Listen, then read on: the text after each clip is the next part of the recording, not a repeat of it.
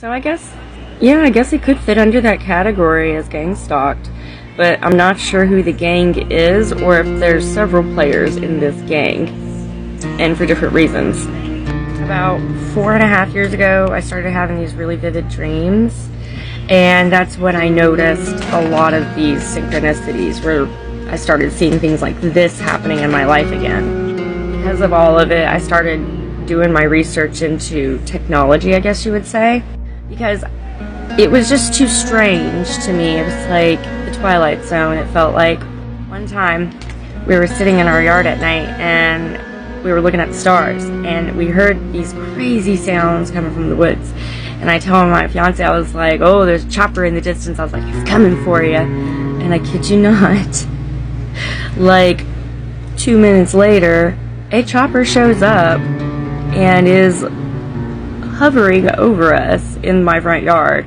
It lowers down, it's like goes over the fence line, and there's like a dogwood or something in front of a one-story house. It is lower than the roof, and it pulls up to this tree, sits there, and I'm looking at it, and it's weird because it was like invisibility camo or something. The door was open so I could see the blue light to it inside, but the rest of it was completely invisible.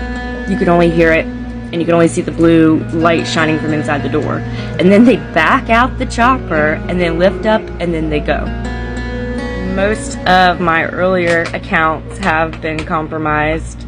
I had a whole entire Google account taken from me. Changed the password and everything. That happened after I found some text documents on my laptop, and I think that they were using my either the Wi-Fi or something in the area, and my laptop was like a placeholder for some information. So I knew if you highlight it and then you take it to like Java and you try to translate it, you get partially whatever was encrypted. Of course, I was trying to see, but it was talking some crazy stuff with money and meeting places. That's what I got. I didn't know what it was, and then after that, I could no longer get into my Google account.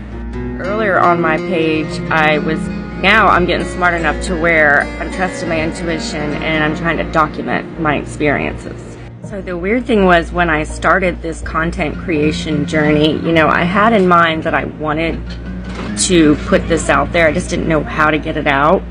And I didn't know what was going to happen after the fact either. But I had a very strong sense of direction that I needed to open up a LinkedIn account. And I wasn't going to add anybody that I knew.